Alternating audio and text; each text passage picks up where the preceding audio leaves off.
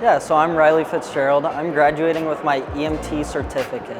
I've always been interested in like the medical field or being a first responder.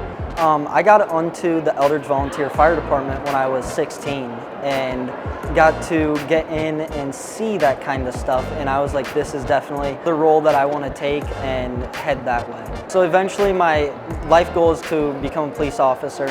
I want to take my EMT and become a certified EMT because usually police officers are always on scene first, and it takes quite a while sometimes, especially in the rural counties, for medical to get on scene. And I don't just want to stand there and just know a little bit. I want to be able to actually help before medical arrives.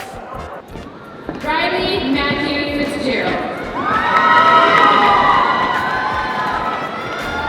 I love the opportunity to try and get ahead of my future goals, and hearing about the EMT class, I was like, this is perfect. I can get ahead of the game and get going with it sooner.